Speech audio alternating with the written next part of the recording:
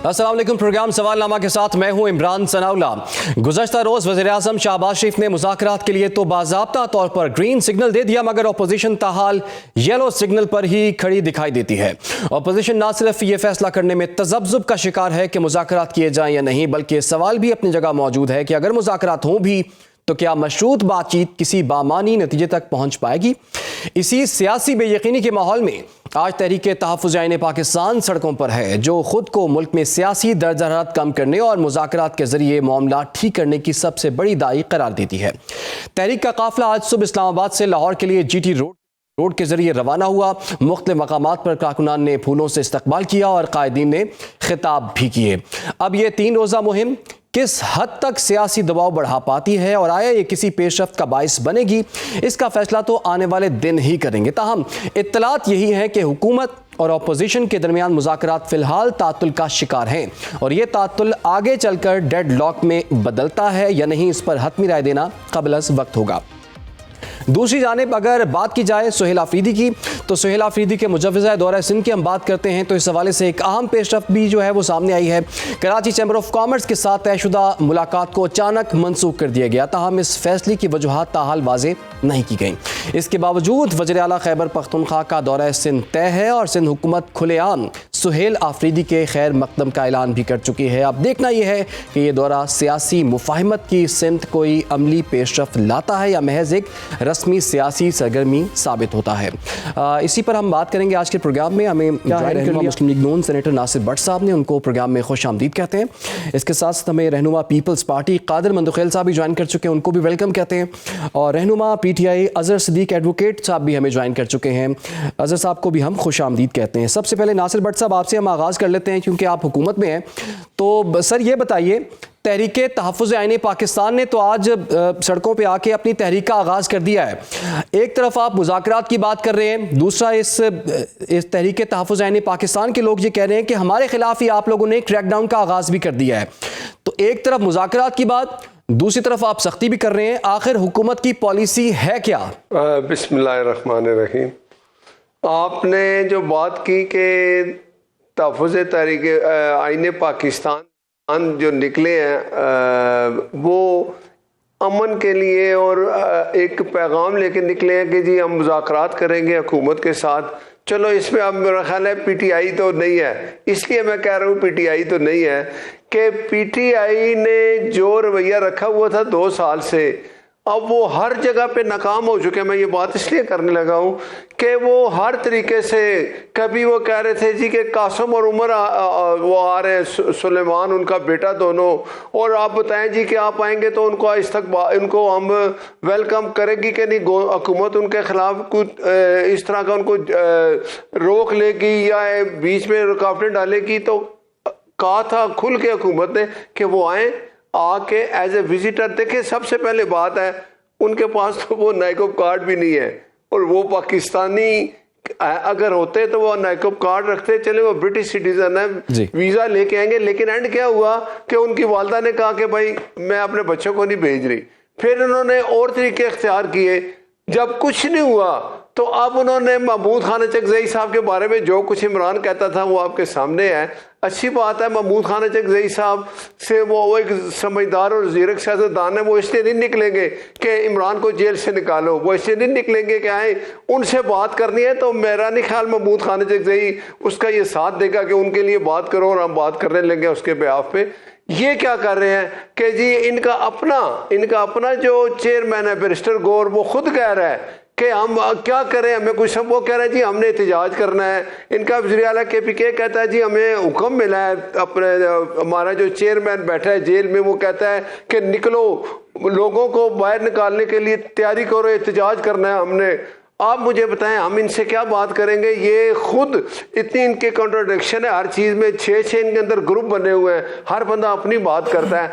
तो जिस तरीके से ये चल रहे हैं 2 साल से, जिन हालात में ये पहुंच चुके हैं, और उसके बाद अब यही होगा कि ये आप घरों में बैठेंगे, ये सिर्फ पाकिस्तान में बदअमनी फैलाना चाहते हैं।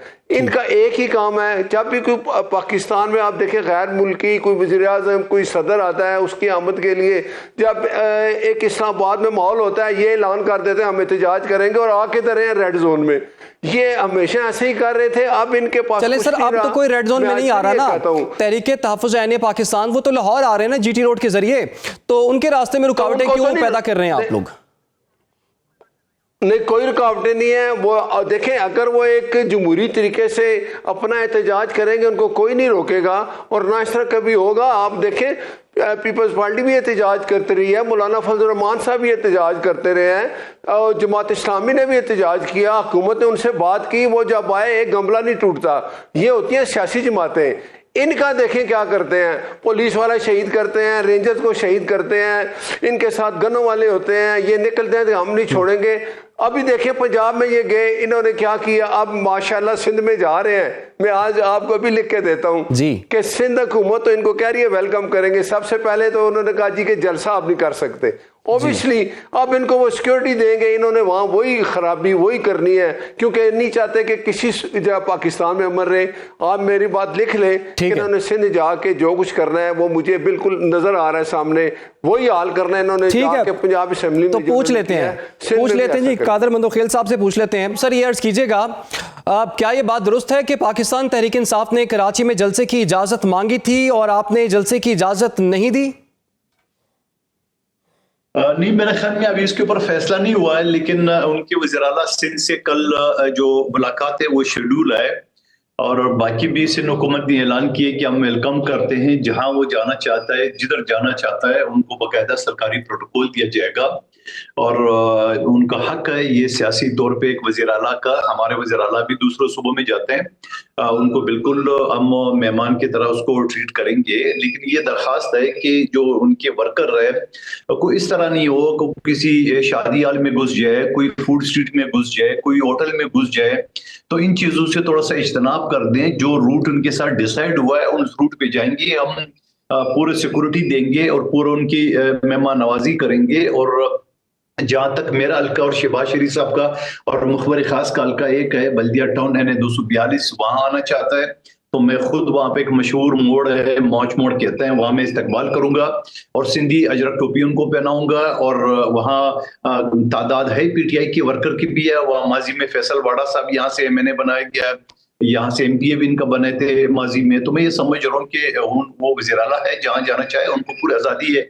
और बाकी उस जो आप जलसे के हवाले से है वो उनके ऊपर अभी मेरे नॉलेज में नहीं है, उसके ऊपर कोई फैसला नहीं हुआ है अभी। गालिबन वो इतवार के लिए दरखास्त दी थी उन्होंने। ठीक है, अगर इतवार के लिए भी दरखास्त दी थी तो आपके जाती ख्याल में उनको इजाजत मिलनी चाहिए? बिल्कुल, मैं कहता हूँ हर किसी को आइन के अंदर जो आर्टिकल 16-17 है वहां पे बिल्कुल हर शहरी को, हर सियासी पार्टी को जलसे जुलूस की इजाजत है, मगर कानून के दायरे में। इस तरह ना हो जिस तरह पंजाब में वो पंजाबी असेंबली में घुसे, लिस्ट दिया कुछ और घुसे कुछ। इस तरह फूड स्ट्रीट में जाने की, यकीनन फूड स्ट्रीट यहाँ कराची की बड़ी मशहूर है, एक बोर्ड बेसन कहते हैं, एक बंस रोड कहते हैं, वहां जो ना वो मोटरसाइकिल खड़े करने की जगह नहीं है। वहां अगर वो 200-400 लोगों के साथ घुसेंगे तो यकीनन वहाँ फैमिलीज है, बच्चे है, खाना खाते हैं, तो वो डिस्टर्ब होंगे। और बाकी मैं अपनी तरफ से ये दावत दे रहा हूँ कि अगर वज़ीर-ए-आला साहब मेरी दावत कबूल कर दे, जो भी 20-25 इनके लोग हैं, मैं 200-400 लोगों को तो खाना नहीं खिला सकता हूँ, 20-25 उनके लोग हैं, वो कराची में कोई भी जगह का नाम ले, कोई भी होटल का नाम ले, तो मैं अपनी जाती खर्चे पे उनको खाना खिला सकता हूँ, मेहमान नवाजी करने का मैं तैयार हूँ। चले जी, ये तो आपने बड़ी ऑफर कर दी है। अर्ज़ सिद्दीक एडवोकेट साहब, ऐसी ऑफर आपको पंजाब से तो या लाहौर से तो नहीं मिली, चले सिंध से मिल गई है, लेकिन साथ ही साथ उन्होंने ये भी कह दिया कि कानून और आइन के दायरे में रहकर आप लोगों ने आना है और जो सरगर्मी करेंगे वो कानून और आइन के दायरे में रह के ही करनी है। सर, आप पे अब ये लग चुकी है बात कि जी जब भी आपको एक्टिविटी करने लगते हैं तो पहले बात ये होती है कानून और आइन के दायरे में रहें, तो आप सर कानून और आइन के दायरे से बाहर निकलते क्यों हैं जो ये कहना पड़े कि आप कानून और आइन के दायरे में रहें? फिर बहुत शुक्रिया जी। देखें, जरा फर्क महसूस कर लें पाकिस्तान पीपल्स पार्टी और पाकिस्तान मुस्लिम लीग नून में, फर्क महसूस कर लें आप। जमहूरी जमात है पाकिस्तान पीपल्स पार्टी, मोहतरमा बेनज़ीर भुट्टो साहब ले लें, जुल्फ़िकार अली भुट्टो साहब, मैं खुद लेफ्ट का आदमी हूं, तो हमें तो पता है ना कि जमहूरी सियासत क्या है। वजह सिर्फ यह है कि पंजाब के अंदर बुनियादी तौर पर आप देख लें, आप पिछले 2-2.5 सालों से जो जुल्म और ज्यादतियां यहाँ हुई हैं, सबसे ज्यादा नजरबंदी order, Guinness book of world record में नाम लिखा जाना है, लोगों को घरों से उठाना, ECL में डालना, PCL में डालना, PNL में डालना, मोटरवे बंद कर देना, रिंग रोड बंद कर देना, हर तरह से लोगों को घरों से उठाना। अभी आप देख लें, रात से आज तक ये कराची में तो नहीं हुआ इस तरह से, ना सिंध में इस तरह से हुआ, लोगों को घरों से उठाया गया। यहाँ हो रहा है, यहाँ तहरीके तहफ़्फ़ुज़ आईने पाकिस्तान एक आजाद और खुद मुख्तार एक अलायंस है, वो आ रहा है, उनके साथ कितना जुल्म, गाड़ियां तोड़ दी। अब सारा कुछ वजह ये है कि सरकारी मीडिया नहीं है, वरना PTV होता तो दिखाना ही नहीं था। अब जो कुछ है सोशल मीडिया और हर एक ने दिखा दिया है। अब आइन के आर्टिकल 15-16 बड़ा क्लियर है, और जहां तक है बिल्कुल जैसे, और आपने पंजाब के अंदर तो देख लिया था ना कि क्या हाल हुआ, यानी पंजाब असेंबली के अंदर बड़े अदब के साथ वहां जो दोस्त साहब आप गए थे, वो जरा चेक कर लीजिएगा उनके व्हाट्सएप ग्रुप किस तरह से कल के चंद लोगों को बुलाया गया और अंदर जिस तरह धक्कम पेल किया गया। वहां तो साफी जाते नहीं है, ये तो साफी लोगों ने सबने कहा कि जिस तरह। और उसके अलावा देखे, मैं खुद लिबर्टी मार्केट पहुंचना था, 2 घंटे में फिरोजपुर रोड पे फंसा रहा हूं, नहीं जाने दिया। आगे नाके लगाए हुए तो रोक के रखा होता है, शर्म से डूब भरने का मुकाम है। वैसे वो क्या करे, वो डिक्टेटर की जो जमात है नून लीग, उसका क्या इनसे कारण, उन्हें जमहूरी रवायत का नाम। तो अजहर साहब, अगर इन्होंने पंजाब में आपको लाहौर में रोक के रखा हुआ था, तो 8 फरवरी को भी आपको रोक लेंगे, कोई बड़ी बात नहीं है फिर इसका मतलब है? नहीं, देखिए मैं एक पहले आपके सामने बता दूं, अगर एक वजीर आला आया है तो उसको प्रोटोकॉल मिलना है अकॉर्डिंग टू ब्लू बुक के मुताबिक। ये कौन होते हैं? वजह ये है कि देखिए तारीख बड़ी भयानक है, बहुत भयानक तारीख है। मुस्लिम लीग नून का माजी मुस्तकबिल यही रहा है, इंतशारी जमात रही है। सुप्रीम कोर्ट में हमला करना हो, आपने नैब के दफ्तर के इल्जाम हम पे लगता रहता है। देखिए बात बड़ी वाज़ेह तो बता दूं आपको, पाकिस्तान तहरीक इंसाफ जमहूरी जमात है, ना डंडे ना सोटे, वो नकाबपोश थे, वो नकाबपोश नून लीग वालों ने भेजे हुए थे, कहा इन्वेस्टिगेशन कराएं, इंक्वायरी कराएं, सारा आ जाएगा। 9 में कौन सी सियासी जमात, पाकिस्तान तहरीक इंसाफ पे कोई पाबंदी लगी है ना, ऐसी कोई ऑर्डर मौजूद है। अब यहां तक बात है, कराची के अंदर बिल्कुल पाकिस्तान तहरीक इंसाफ पुरअमन तरीके से सारे मामला में जाएगी, लोग आएंगे, इस्तकबाल करेंगे अपने वजीर आला का, और हुकूमत सिंध के मुतल्लिका लोगों से भी मुलाकात वजीर आला करेंगे, और सारा कुछ ये हमारा हक है। लेकिन याद रखिएगा, यही समझने वाली बात है। जुल्फकार, मैं बिलावल भुट्टो साहब के लाड़काना में तकरीर मैंने बड़ी अप्रिशिएट किया था, उन्होंने वेलकम किया था, यानी किस चीज को वेलकम किया था? मुज़ाकरात की बात को। जरा समझना है आपने इस बात को। यहां गया, यहाँ शहबाज शरीफ रात पता नहीं सोए नहीं थे, या वो पता नहीं वो अपना वो बैठे हुए थे स्विमिंग पूल के करीब, रात को उन्होंने बैठकर वो कह दिया कि मुज़ाकरात की बात है, तहरीके तहफ़्फ़ुज़ आईन पाकिस्तान ने बड़ी वज़ाहत के साथ कह दिया, वेलकम किया इस बात को। और पाकिस्तान तहरीक इंसाफ ने कह दिया कि जो तहरीके तहफ़्फ़ुज़ आईन पाकिस्तान करेगी, देखेगी इंडिपेंडेंट, तो हम किसी मुज़ाकरात में इनसे यकीन नहीं रखते हैं, क्योंकि इनका ना दीन है ना, यानी अभी तक अंदाजा लगाए ना कि आप लोगों ने जहां बुनियादी हकूक की वायलेशन की है, सारा कुछ रिकॉर्ड के ऊपर मौजूद है। और तहरीके तहफ़्फ़ुज़ आईन पाकिस्तान ने देखे इतना जबरदस्त काम किया, उन्होंने उनको ले गए मिसाक़े जमहूरियत पे, 29 साल पहले ले गए जब हुआ था। क्या कहा उन्होंने? देखो मुज़ाकरात में क्या कहा, आईन पाकिस्तान की असर के बहाली, साफ शफाफ इंतखाबात, अपने ट्रांसपेरेंट और ईमानदार election commission of Pakistan, political engineering खत्म करनी है, यानी वो सारी बातें फॉरवर्ड, और देखिए वो एजेंडा भी दे दिया। लेकिन वजह क्या है कि ये फंसे बैठे हैं। और मैं इसकी एक तारीखी बात आपके सामने जिस चैनल पे बैठता हूं मैं बात करता हूं कि जनाब जियाउल हक के दौर से लेकर मुशर्रफ के दौर तक 22-24 महीने हुकूमतें रही हैं, चाहे पीपल्स पार्टी हो या नून लीग हो। फिर मुशर्रफ से लेकर आज तक दे रहे, चाहे वो इमरान खान हो, चाहे नवाज शरीफ हो, चाहे यूसुफ रज़ा गिलानी हो, वो 3.5 साल 4 साल से ज्यादा हुकूमत तो रही नहीं, उनको हटा दिया जाता रहा। ये तारीखी तौर बातें हैं।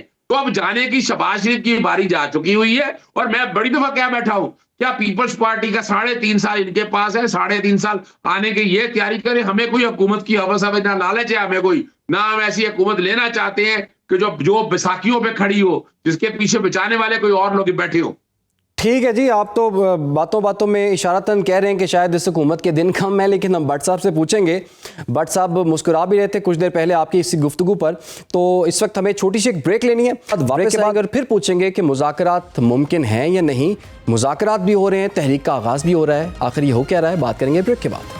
Welcome back. गुफ्तगू के सिलसिले को आगे बढ़ाएंगे। तो नासिर भट्ट साहब, आपको कैसा लगता है जब पीटीआई के आपके दोस्त जो है वो नून लीग के खिलाफ बात करते हैं और पीटीआई पीपल्स पार्टी की तारीफें कर रहे होते हैं, और फ़र्क वाज़ेह उन्होंने कह दिया कि जब हम लाहौर में है क्या ट्रीटमेंट रही और अब हम कराची जा रहे हैं उससे बेहतर ट्रीटमेंट हमें मिल रहा है। दूसरा ये कि वो आपसे कह रहे हैं कि जी आप तो झूमनी जमात हैं ही नहीं। उन्होंने कुछ अल्फाज का इस्तेमाल किया, मैं रिपीट नहीं करना चाहूँगा। क्या कहते हैं आप? बात ये है कि कितने दिन रह गए कराची जाने में? 2 दिन? कल जाना जी, कल के 3 दिन? अच्छा, कल शाम को आप मेरे साथ प्रोग्राम कर लें। ये तहरीके इंसाफ जो है ना, फसादी जमात, इसने वहां जाके उनका वो हाल कर रहा है सिंध हुकूमत वालों का। मुराद ये है कि डिसिप्लिन इन्होंने करना नहीं, इन्होंने वही तरीका अख्तियार करना है। वहां इन्होंने जलाओ गिराओ भी कर देना है, पत्थर मारने हैं। इनके हाथ में, शुक्र करें, मुझे तो क्या कि मैं अभी कह रहा हूँ सिंध हुकूमत को, देखें इनके हाथ में पेट्रोल बम होते हैं। आपको याद है ना, जब इमरान को गिरफ्तार करने जाते थे तो इन्हें ये पेट्रोल बम मारते थे उनके ऊपर, और ये कहते हैं कि हम अमन पसंद हैं। इनका एक मुझे कोई एहतजाज बता दे जिसमें ये अमन पसंद है। भट्ट साहब वो तो ये कह रहे हैं, वो ये कह रहे हैं हम कानून पसंद, आइन पसंद हम लोग हैं। नकाब पोश कुछ लोग आते हैं, वो ये हरकतें कर जाते हैं, उसका पीटीआई से कोई ताल्लुक नहीं है, वो ये कह रहे हैं। बिल्कुल बिल्कुल, ये देखे ना, वो जो नकाब पोश होते हैं वो यही होते हैं। आप मुझे बताएं, ये अमन पसंद है? ये जब आए थे ना 2018 में, अच्छा बड़ा चलता मुल्क था। इन लोगों ने 3 साल में वो हाल कर दिया पाकिस्तान का कि हम डिफॉल्ट की तरफ चले गए। दुनिया ने कहा जी पाकिस्तान डिफॉल्ट होने जा रहा है। फिर हम सियासी जो जमातें जो पाकिस्तान से मोहब्बत करती थी, जो हुकूमत में है, मिल के अपने बयानिए साइड पे रखे, क्योंकि पहले पाकिस्तान इनकी नज़र में पहले वो जो अंदर बंद है, जो फितना फसाद करता है सुबह शाम, जिसका एक ही काम है मुल्क में अमन ना रहे, वो इसकी वो है। क्या मैंने कहती थी, मैं हर प्रोग्राम में ये बात क्यों करता हूँ, वो कहती थी कि पहले अल्लाह माफ़ करे इमरान, फिर पाकिस्तान। ये है, ये इनके रवैये हैं। ये दहशत गर्दी होती है तो उनकी ये उनको इसलिए कि कंडेम करें, ये उनकी हिमायत करते हैं, उनके खिलाफ बात नहीं करते। टीटीपी वाले जो कुछ दहशत गर्दी करते हैं, इतने कुछ, ये उनके खिलाफ एक बात नहीं करते। बात ये है कि इस रवैये से जो कुछ पाकिस्तान, देखें जब भी कोई अपना पॉलिसी बनती है ना, वफाक की, एक सूबा है, बाकी सूबे उस पर अमल करते हैं, गिरफ्तारियां भी करते हैं वो हुक्म पे। जो वफाकी पॉलिसी होती है, जब अफगानियों को बाहर निकाला गया, वो हमारे भाई हैं, लेकिन टाइम खत्म हो गया, उनको घर भेजा गया। मुझे बताएं, एक सूबा था केपीके जो इस पे अमल नहीं कर रहा था। बात यह है कि ये जिस तरह के तो लोग आप सूबे को एतमाद में लेना, वो तो यही शिकायत करते हैं हमें एतमाद में नहीं लिया जाता, मैं बताता हूं, स्टेक होल्डर हैं। मुझे आप बताएं जब भी पॉलिसी बनी है, 4 सूबों के वज़राए आए हैं, कौन नहीं आया? या वो गंडापुर होता था, या ये इसने भी नहीं आना गवारा समझा। इसने कहा जी मैं नहीं आता। ये तो सुबह शाम कभी पंजाब में, कभी डाला जेल के बाहर दिन 4 दिन गुजारते हैं वहां, और कभी अभी सिंध जा रहा है। ये अपने सूबे में ठहरते नहीं। इनके सूबे में जो हालत है, कंपेयर कर ले बाकी सूबों को, इस सूबे में क्या हो रहा है उसको परवाह ही नहीं है। वो कहता है हमारा एक मिशन है, हमने इसके इमरान में मरना है। तो भाई मेरे, जो कुछ इनके पीछे बेनकाब हो चुके हैं, अब इनको एक ही है, ये जिस बंद गली में चले गए हैं ना, इनकी वापसी भी नहीं है। जिस दिन इमरान ने माफी मांगी ना कौम से कि मैंने अपनी फोर्सेस पे हमले किए हैं, मैंने GHQ पे हमला कराया, वो कौन था जिसने पेंट उठाई थी? वो कौन है? यास्मीन राशिद जो कह रही थी इधर चलो, झंडे इनके हाथ में थे। ये चीज है, इनके सामने है, ये कौम को पता चल चुका है। अब इनको कोई इनके पीछे नहीं आता। मुझे बताएं, जब ये गए पंजाब, कितने लोग इनके लिए गए? अब के जाएंगे ना सिंध में, मैं आपको लिख के देता हूं, इनके लिए बंदे नहीं आएंगे। वहां इन्होंने वही हाल करना है जो इन्होंने पंजाब में किया, असेंबली में जाके। ठीक तो है, मैं इसलिए ये कहता हूं कि सामने है, ये इनका चेहरा आ चुका है। ठीक है कादर मंदो खेल साहब, मुज़ाकरात की बातें हो रही है। कादर मंदो खेल साहब से जी एक बात, कादर मंदो खेल साहब मेरे भाई हैं, कल इस प्रोग्राम में हम इकट्ठे बैठ जाएंगे और कादर मंदो खेल साहब जो इनके साथ प्यार मोहब्बत करेंगे, मैं भी इधर बैठा हूँ, आप भी बैठे हैं, ये मैं लिख के देता हूँ कि कल उन्होंने जो हाल पंजाब में तो इनको सिक्योरिटी दी की बजाय, ये सिंध में अगर इनको सिक्योरिटी भी दे, इनको पूरा ख्याल नहीं करेंगे तो ये वही हाल करेंगे जो इन्होंने पंजाब में किया। और जो भट्ट साहब आप कादर मंदो खेल साहब को भी डरा रहे हैं, तो मंदोखेल साहब, आपने 20-25 लोगों के खाने की जो ऑफर की हुई थी वो कायम दायम है, या फिर अब वो भट्ट साहब की बात के बाद वो ऑफर वापस लेते हैं आप? तो सिर्फ इतनी कहूंगा कि भट्ट साहब की बात ठीक है, वो अपने तजर्बे के हिसाब से बता रहे हैं, लेकिन ये भी भट्ट साहब बता दे, अगर उन्होंने ये नहीं किया है जो माजी में आप इनके बारे में कहते थे, तो फिर क्या आप अपना जुर्म मानेंगे जो पंजाब में इनके साथ सलूक हुआ? ये भी फिर तय करें, नंबर एक बात। और मैं जुर्म मानेंगे ना, माने साहब आपके मैं बताने लगा हूं, आप जब कल शाम को बैठेंगे ना, ये कल जाएंगे, आपका ट्रैक जो कुछ आपने आज तक देखा, अपने दिल पे हाथ रख के बताएं, क्या इन्होंने कोई जमहूरी तरीके से कोई एहतजाज किया? मुझे इस बात का जवाब दे, मैं आपसे और कोई बहस नहीं करता। वो देखिए, वो आपकी बात ठीक है, लेकिन आप भट्ट साहब ये जरा सुन ले कि हुकूमत सिंध वजीर आला का इस्तकबाल कर रहा है। हुकूमत सिंध प्रोटोकॉल कानून पाकिस्तान के आइन के मुताबिक वजीर आला सिंध वजीर आला पुख्तनख्वा को दे रहे हैं। इसी तरह सबको आका, हम पीटीआई को प्रोटोकॉल नहीं दे रहे, हम वजीर आला सिंध को दे रहे हैं, और हमें पूरी उम्मीद है कि वो जो है ना वो कानून और कायदे के मुताबिक जो है ना वो अपना वो करेंगे, जो भी दौरा है वो करेंगे। लेकिन बात आपकी है, अगर हम तो बार बार कहते हैं, अगर कानून ने हाथ में लिए है या जलाओ गिराव किए है या पुलिस को मारना शुरू कर दिए, तो फिर यकीनन कानून हरकत में आएगी। ये बात तो मैं पहले ही करता रहा हूं। ठीक है जी, आप कह रहे हैं कि कानून उस वक्त हरकत में आएगा जब कानून हाथ में लेंगे। तो अजहर भाई, रह गई एक बात रह गई जी है। जी जी फरमाइए। अजहर सदीक साहब के जरिए जो मैंने 20-25 लोगों को ऑफर किए, मैं इनको ऑफर करूं कि यहाँ एक बड़ी खूबसूरत जगह है कराची, समंदर के किनारे, 2 दरिया कहते हैं, वहाँ होटल है, वहाँ 20-25 लोगों को अजहर सदीक साहब को भी दावत देता हूँ, आइए साथ में, इंशाल्लाह उनको खातिर तवाज़ु भी करो। ये मैं जाती खर्च की बात करूँ, सिंध हुकूमत भी नहीं। और मेरा हल्का और शहबाज शरीफ का और मुखबर खास जो बिठाया गया इस मरतबा मुस्तफ़ा कमाल के शक्ल में, वहाँ पीटीआई का माजी में फैसल वाडा रह चुका है, पीटीआई का शहबाज शरीफ साहब भी यहीं से इलेक्शन लड़ता है, वहाँ मैं सिंधी टोपी और अजरक का इनका इंतजार करूंगा। मार्च मोड बड़ा मशहूर है सर, लगे हाथ पे भट्ट साहब को भी बुला लेना, आप इनवाइट कर लें, भट्ट साहब को भी इनवाइट कर लें। हो सकता है कि आप जब बैठे हो तो शायद मुज़ाकरात की रास्ता भी हमवार हो जाए। यार ये भट्ट साहब खामखा, भट्ट साहब अगर पिट गए तो फिर इनको अमन पर इल्जाम लगाएंगे कि ये देखो पीपल्स पार्टी वालों ने हमें पिटवा दिया, समझे ना। तो भट्ट साहब को ना बुलाए, भट्ट साहब अलग बात में आ जाए, लेकिन खामखा ये मार जाएगा। मेरी सुने कादर मंदोखेल साहब, मैं अगर आप बुलाएंगे मैं आप लाने का रूम में आ रहा हूँ, आप ये जरूरत करें। और दूसरी बात, एक मिनट, एक और बात, कादर मंदोखेल साहब, अच्छा अजहर सदीक साहब, आपको लाहौर भी नजर नहीं आए, कराची भी नजर नहीं आएंगे। जी अजहर साहब, खाना मैं खिलाऊंगा आपको भट्ट साहब। अजहर साहब, कहाँ खाना खाना? अजहर भाई, भट्ट साहब कह रहे हैं आप अजहर सिद्दीक एडवोकेट साहब लाहौर भी नजर नहीं आए, कराची भी नजर नहीं आएंगे, अब तो खाने की भी ऑफर होगी आपको। अच्छा सुने जरा, देखिए मैं जो कि कादर मंदोखेल बुनियादी तौर पर देखे ना, रगों में आजकल वो उनका पीपल्स पार्टी का खून दौड़ता है ना, तो ये मानना पड़ेगा पीपल्स पार्टी की। मैं तो कह रहा हूं, क्योंकि मैं नजरियाती तौर पर लेफ्ट का आदमी हूं, मैं जो एक वक्त अगर देखा जाए तो उस वक्त मैं पीपल्स पार्टी को पसंद करता था। मोहतरमा बेनजीर भुट्टो की सियासत को, जुल्फकार अली भुट्टो का केस मैंने पढ़ा है सारा, यानी उन्होंने एक लेफ्ट की एक सियासत की है। तो हम, और लेफ्ट की सियासत में चंद लोग रह गए यहाँ, फरतुल्लाह बाबर साहब हैं, रजा रब्बानी साहब हैं, मुस्लिम लीग नून में तो खत्म हो गया ना। उसमें से लेफ्ट के जो लोग थे वो निकल के अलाला चले गए, चाहे वो जुबैर हो, चाहे वो शाहिद खाकान अब्बासी हो, चाहे वो मिफ्ता इस्माइल हो, वो तो निकल के इनसे चले गए। अब तो इनके पास क्या रह गया है, वो मैं लफ्ज ऐसा नहीं कहना चाहता, ये बाकी सारे राइट वाले अजहर साहब, ये बाकी सारे राइट वाले, इनके अंदर लेफ्ट का कोई बंदा नहीं है, कोई लेफ्ट का जमात सब खत्म हो गया। नहीं, साथ रफीक है, साथ रफीक लेफ्ट का बंदा है, जावेद हाशमी लेफ्ट का बंदा है, मियां लतीफ लेफ्ट का बंदा है, निकल गया है जावेद आश। देखिए मैं बता देता हूँ, ख्वाजा साद रफीक आज भी लेफ्ट का आदमी है, लेकिन वो सामने नहीं आता जिस तरह बाकी सामने आए हैं ना, ये फर्क है ना। ख्वाजा साद रफीक आज भी देख ले, जहां कहीं बैठा वो खुल के बात कर रहा होता है।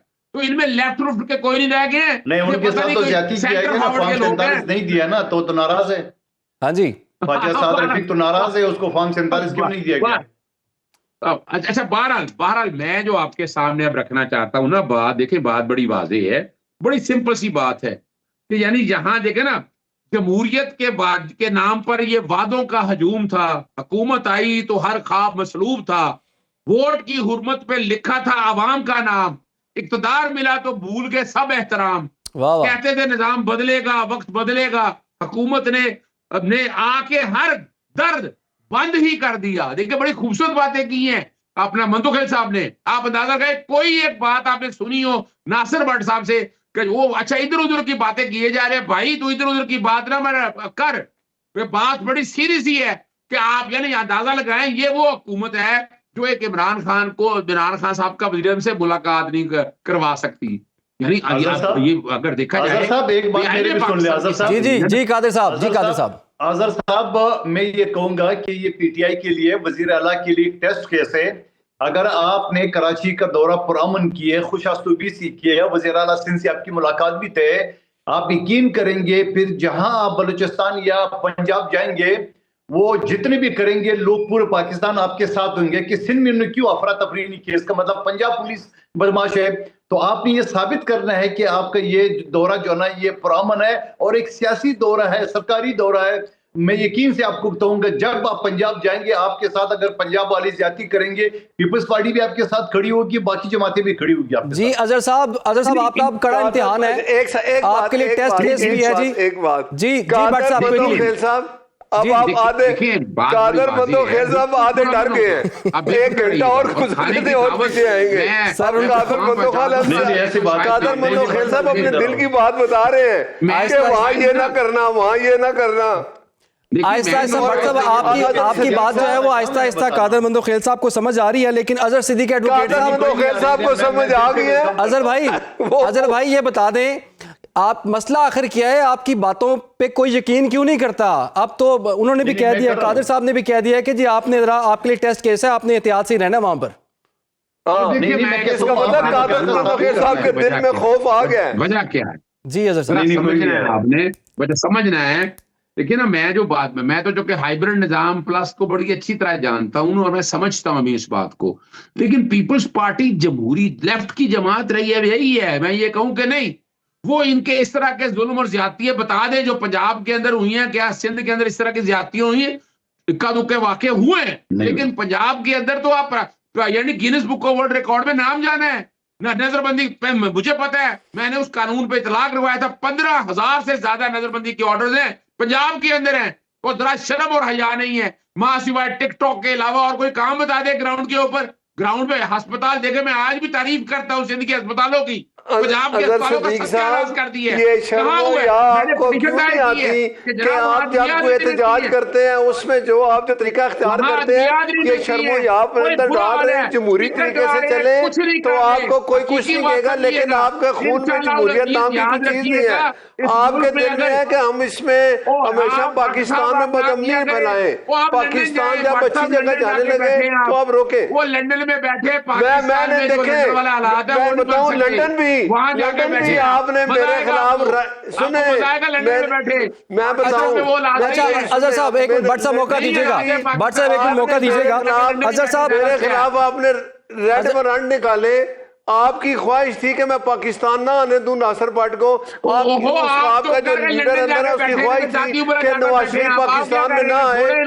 पाकिस्तान पाकिस्तान में नवाज शरीफ आ गया, उसकी हुकूमत आप लोग किधर हैं? वो किधर गया? वो जिसने मंसूबा बनाया वो जेल में पड़ा चोरी में। बात ये है आपकी जो ऐसे समझ नहीं आएगी। भट्ट साहब एक मिनट, भट्ट साहब एक मिनट भट्ट साहब मौका दीजिएगा एक मिनट। अजहर साहब बात सुने, अजहर साहब मेरी बात सुने।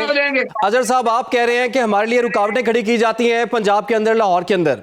अब आप कराची जा रहे हैं, सीएम केपी जो है वो कराची जा रहे हैं, और कराची में उम्मीद आपको बड़ी है कि आपको अच्छे तरीके से प्रोटोकॉल भी मिलेगा, सिक्योरिटी भी मिलेगी और आपकी मेहमान नवाजी भी होगी। तो फिर तो आपके लिए बड़ा अच्छा मौका है। आप जो तहरीक आपने शुरू करनी है वो कराची से शुरू करें ताकि आपको पॉलिटिकल स्पेस भी मिले और आपके मकासद भी पूरे हो सकें। तो आप ये बताइए, आप कराची से शुरू करेंगे, लाहौर से शुरू करेंगे या पेशावर से शुरू करेंगे? अच्छा ये तो फैसला देखिए बेसिकली पार्टी ने करना है, कोर कमेटी बैठकर फैसला करेगी कि कहां से करना है। 8 फरवरी को एहतजाज होना है, सुन लें ये नून लीग वाले, कान खोल के सुन लें कि 8 फरवरी को जो डाका डाला गया, डाका डाला गया, आप 2 साल से जो तरीके पे चल रहे हैं चले, कानून आपको पकड़ेगा। ये छोड़ दें, परेशान ना हो भट्ट साहब, परेशान ना हो, जाकर कोई आम बिल्कुल शाम हम खाए, परेशान नहीं है। पानी शानी पिए। आप ठीक है। अपने गिरबान में देखिए, 2 साल में आपने ठीक है जी, तमाम रहनुमा जो एक दूसरे को मशवरा दे रहे हैं कि वो परेशान ना हो, लेकिन परेशान पाकिस्तान की आवाम हो जाती है क्योंकि उनको डर होता है कि सियासी इस्तेहकाम नहीं होगा तो मुआशी इस्तेहकाम भी नहीं आ सकता, मुआशी इस्तेहकाम नहीं होगा तो मुल्क तरक्की कैसे करेगा। बहुत बहुत शुक्रिया आपका नासिर भट्ट साहब, कादिर मंदोखेल साहब, अजहर सिद्दीक एडवोकेट साहब, आप तीनों को बहुत बहुत शुक्रिया। फिलहाल एक छोटी सी ब्रेक, आप लोग हमारे साथ रहिए। Welcome back. हालिया बरसों में आलमी सियासत में ऐसे इक़दाम सामने आए हैं जो नौआबादियाती दौर की याद ताज़ा करते हैं, जहाँ ताकतवर रियासतें सियासी दबाव, मुआशी पाबंदियों और अस्करी क़ुव्वत के जरिए कमज़ोर ममालिक के वसाइल और फैसलों पर असरअंदाज होती दिखाई देती हैं। अगर किसी मुल्क के सदर को दबाव के जरिए बेख्तियार किया जा सकता है, अगर बैनुल-अक़वामी पानियों में तिजारती जहाज़ रोके जा सकते हैं और अगर कुदरती वसाइल पर ताकत के बल पर कंट्रोल हासिल किया जा सकता है, तो फिर आलमी कानून की हैसियत क्या रह जाती है। ये सवाल भी अहम है कि अगर एक सुपर पावर को ये सब करने की आज़ादी हासिल है तो क्या दीगर बड़ी ताकतें जैसे कि चीन और रूस भी इसी मंतक को बुनियाद बनाकर अपने इलाकाई अज़ाइम को जायज़ करार देंगी? क्या ताइवान, यूक्रेन या दीगर मुतनाज़े ख़ित्ते महज ताकत की सियासत की नज़र हो जाएंगे? क्या दुनिया एक मल्टी पोलर निज़ाम की तरफ बढ़ रही है या एक ऐसे इंतशार की तरफ जहाँ ताकत ही हक बन जाए? इसी पर बात करेंगे। जो हमें ज्वाइन कर लिया है दिफाई तजज़ियाकार हारिस नवाज साहब ने। ब्रिगेडियर साहब, आपके वक्त का बहुत शुक्रिया। सर, क्या ट्रंप के जो हालिया इक़दाम हैं दुनिया को कॉलोनाइजेशन की जानिब ले जा रहे हैं आपके ख्याल में? देखें, ये एक बहुत ही तशवीशनाक बात है कि आप बीइंग अ सुपर पावर, आप एक मुल्क के ऊपर अपनी मर्जी से जाके आप कब्जा कर लें और वहाँ के सिटिंग प्रेसिडेंट और उसकी मिसेस को उठा के जबरदस्ती पूरी कौम को ह्यूमिलिएट करके आप उठा के लाएं और उसके बाद उसके ऊपर मुकदमा चला, उसको टीवी पे दिखाएंगे किस तरीके से आपने उसको हैंडकफ किया हुआ है और 2 पुलिस सिपाही या 3 सिपाही उसको पकड़ के लेके आ रहे हैं। It is very embarrassing.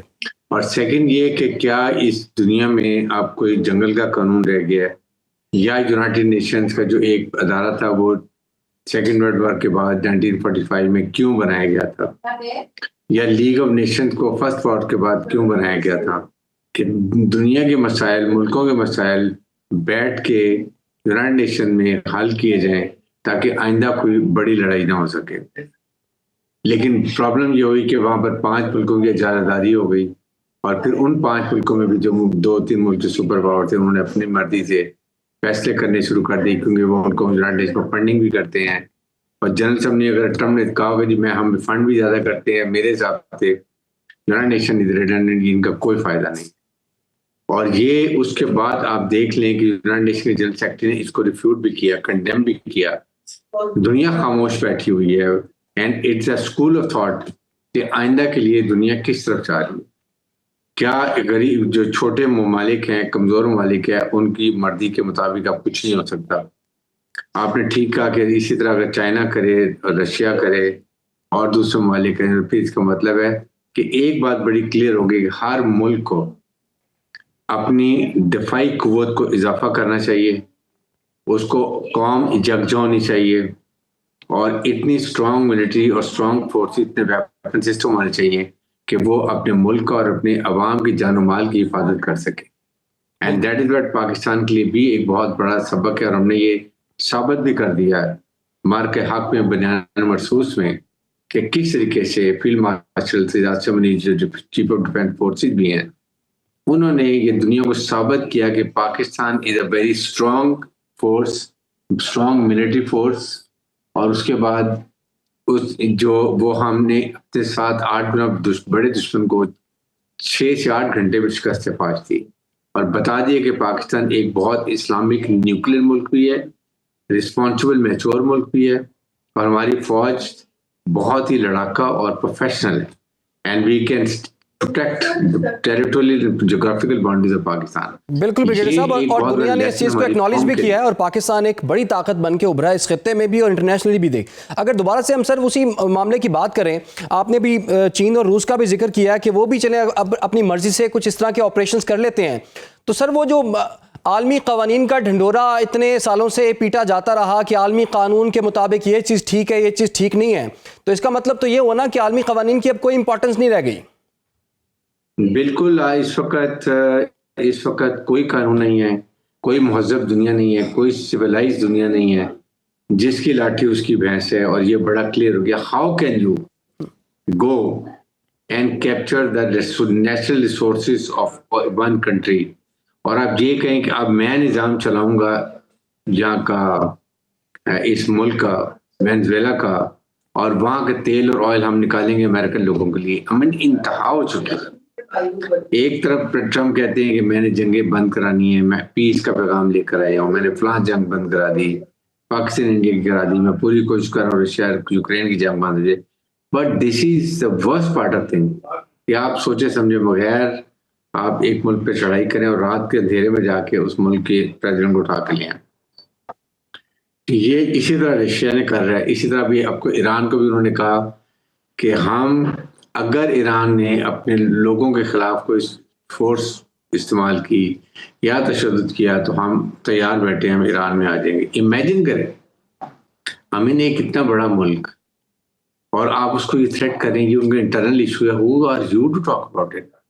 क्योंकि इजराइल ने यही किया है, पैलेस्टीन के अंदर यही किया है, वो आपने उसके आप देख लेबनान में किया, ये यमन में किया, और इससे पहले भी वो कर चुके, सीरिया में क्या कर दिया, ईरान के अंदर अटैक कर लिया, और अभी वो दोबारा फिर ईरान के अंदर तैयारी कर रहे हैं अटैक करने के लिए जी।